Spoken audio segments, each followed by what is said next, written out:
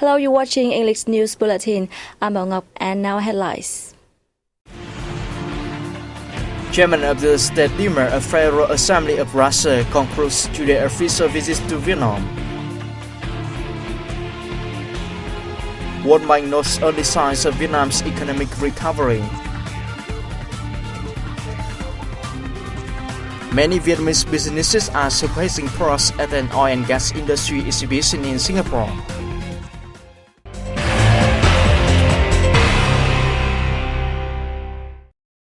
Chairman of the State Duma of the Federal Assembly of Russia, Sergei Evgenyevich Naryshkin, on December 3rd, left Hanoi, successfully concluding his two-day official visit to Vietnam. While staying in Vietnam, Naryshkin was welcomed by Party General Secretary Nguyễn Phú Trọng. The host noted his hope that the relationship between the two legislative bodies will be further consolidated in future. He called for closer coordination in implementing strategic projects and high-level agreements in such areas as energy, oil and gas, nuclear, education and training, science and technology, and national defense and security. The guest affirmed the comprehensive strategic partnership with Vietnam is a consistent priority in Russia's foreign policy. He said the two legislative bodies will strengthen cooperation in the coming time, especially in monitoring rich agreements. Earlier, the chairman of the State Duma met with Prime Minister Nguyễn Tấn Dũng, who said Vietnam attaches special importance to its relations with Russia and wishes for their further growing ties in the future.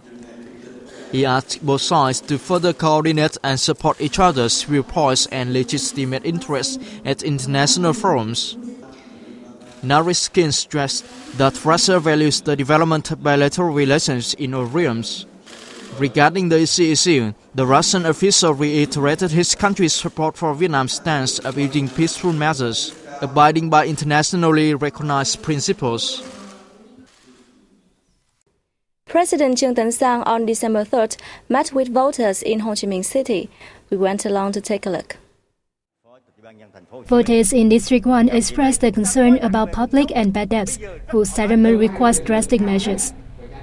President Trương Tấn Sang said over the past time, positive results have been seen in the anti-corruption fight. However, these outcomes remain modest, he said, urging competent agencies to double efforts in the combat. Regarding economic affairs, the leader said the country has failed to fulfill its targets in transforming the growth model. It is worthy of note that more than 70% of the country's recent economic growth were contributed by the FDI sector. The figure reveals that despite the remarkable economic growth, domestic enterprises are still experiencing difficulties. Therefore, we have to pay more attention to this economic segment. The same day, President Trương Tấn Sang met with voters in District 3, during which he stressed bottlenecks in the judicial work. Vietnamese Prime Minister Nguyễn Tấn Dũng hosted a reception for Russian Ambassador Andrei Kovtun in Hanoi on December 3rd. The government leader highly valued the diplomat's contributions during his office to further boosting comprehensive strategic cooperation between Vietnam and Russia.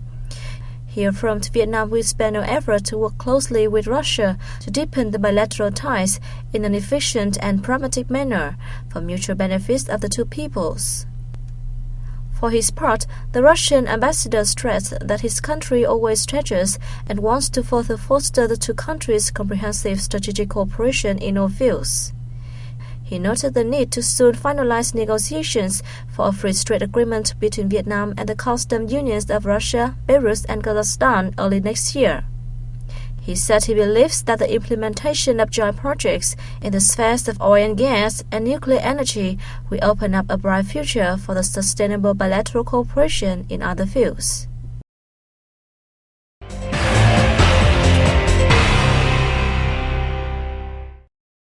Vietnam and Macedonia have signed an agreement on strengthening economic cooperation, which leaders of both nations say are modest at present. The document was reached during the Vietnamese Vice President Nguyễn Thị Doan visit to the Southeast European country. In talks held in Skopje on December 2nd, Vice President Nguyễn Thị Doan and Macedonian President Goc Ivanov also agreed to enhance cooperation in education and training and boost cultural exchanges. They exchanged opinions on international and regional issues of mutual concern. Both affirmed that they will work closely at international forums, especially the United Nations and the Francophone bloc. On the same day, the Vietnamese Vice President also met with Macedonian Prime Minister Nicola Gruevski. Both sides has the view that the two countries' bilateral political ties and coordination at multilateral forums have grown remarkably, but economic cooperation has yet to match their potential. They agreed to consider the establishment of an intergovernmental committee for economic cooperation. The pair consented to expand ties in education and training, culture and tourism, with the possibility of signing agreements on partnership in these fields. Vietnam has officially ratified the United Nations Convention on the Rights of Persons with Disabilities. The event was highlighted at the ceremony held in Hanoi on December 3rd, commemorating the International Day of People with Disability. Speaking at the event, Minister of Labour, Invalids and Social Affairs Phạm Thị Hải Truyền said the ratification shows Vietnam's commitment to promoting and protecting the rights of persons with disabilities, as well as human rights. She gave a pledge on a completed legal framework to enable disabled people to fully and equally enjoy human rights. Attending the event, Deputy Prime Minister Vũ Đức Đam calls for specific actions to protect and realize the rights and legitimate interests of disabled people. Vietnam now has around 7 million people with disabilities, accounting for 7.8% of the total population. Nearly 30% of Vietnamese households with a disabled family member live below the poverty line. On the occasion, participants put their name to a commitment to implementing the UN Convention on the Rights of Persons with Disabilities. Many Vietnamese businesses are showcasing their products at the 20th International Oil and Gas Industry Exhibition and Conference, OOC 2014, which opened in Singapore on December 2nd. The OOC 2014 is considered one of the largest networks for the oil industry in Asia, with over 1,500 businesses from 49 countries and territories worldwide attending.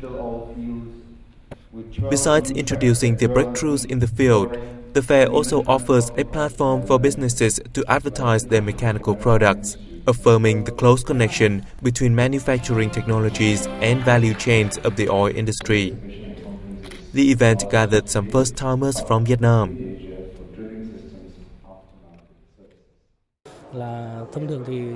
Singapore is a medium for businesses around the world to distribute their products. Our trading partners in Singapore would also introduce our products and services to their clients, who are all potential investors in Vietnam's oil industry.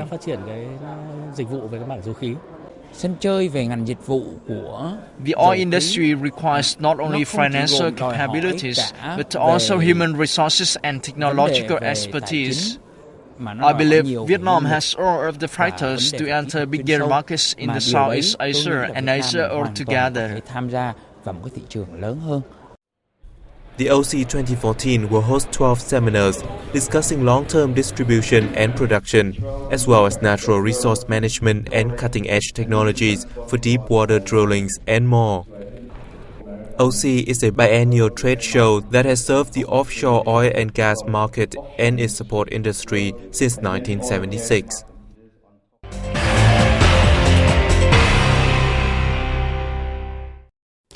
The World Bank report that the Vietnamese economy saw early signs of recovery, with its growth expected to improve from 5.4% in 2013 to 5.6% in 2014. The World Bank announced in a report on December 3rd that Vietnam's GDP expanded by 6.2% in the third quarter and 5.6% in the 9 months of this year. The bank said the positive outlook was tied to the country's ongoing macroeconomic stability and continued strong performance of the foreign invested manufacturing export sector. The report indicated that the foreign investor sector continues to be a significant source of growth, while the domestic private sector remains subdued because of a rising number of domestically owned businesses that have closed or suspended operations. Regarding the financial sector, the report stressed the need to accelerate the government's reform program, which was designed to address basic challenges facing the sector. A forum has been recently held in Melbourne, Australia, aiming to connect Vietnamese business circles in the country. Addressing the forum, Hoàng Minh Sơn, Vietnamese Consul General to Sydney, praised the efforts and contributions of entrepreneurs in Australia to fostering bilateral economic trade relations between the two countries.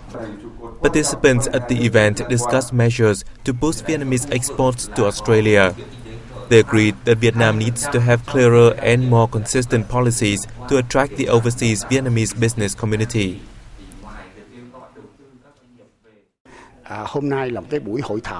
The forum has Vietnamese business people abroad update information on the country's situation, as well as new policies in the international economic integration. The event, firstly held in 2009, serves as an important bridge between entrepreneurs in Australia and domestic relevant agencies and businesses. Two ships of the Republic Korean Navy docked at Ho Chi Minh City's port on December 3rd, commencing a 4-day visit to the southern locality. Rear Admiral Chun Yung-soo leads the ship with 30 officers and 331 sailors on board. The visit aims to strengthen exchanges between the two Navy forces while improving sailors' knowledge about the host country.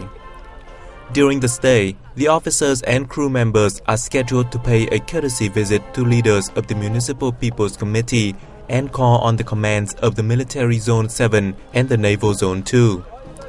They will participate in friendly volleyball matches with officials and trainees at the Naval Technical College, as well as tour the sites in the city.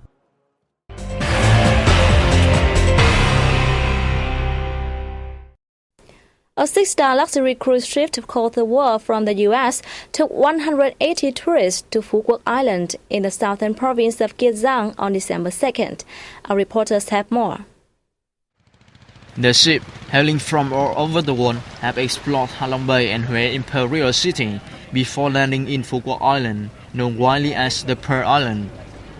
During their stay on the island, the passengers toured popular landscapes, pepper orchards, and fish sauce factories and Phu Quoc prison, where Vietnamese communists were jailed during wartime. Phu Quoc Island welcomed over 72,600 international tourists in the first 9 months of this year. The number of foreign tourists to the island boasted strong growth, over 14% in 2012 and over 32% in 2013. Located on the Vietnam-Cambodia-Thailand Marine Economic Corridor, Phu Quoc Island District covers more than 593 square kilometers, with a population over 100,000. In the long term, the island district is envisioned to become an economic and political hub, a crucial frontier in national defense and security, and a crucial transit point for international travelers. The best work selected from the 2014 Vietnam Heritage Photo Awards contest are being exhibited in Hội An, a World Heritage Site in the central province of Quảng Nam. The photos make up a journey through wonderful landscapes, diverse cultural identities, habits and customs, and traditional festivals across Vietnam. The Vietnam Heritage Photo Awards contest, launched in July 2014, received over 4,400 entries, focusing on national tangible and intangible cultural heritage and natural wonders. The photos have been shown in 44 tourist sites across the country and will be on display until March 10, 2015. And that has wrapped up our English News Bulletin. Thanks for watching and see you next time.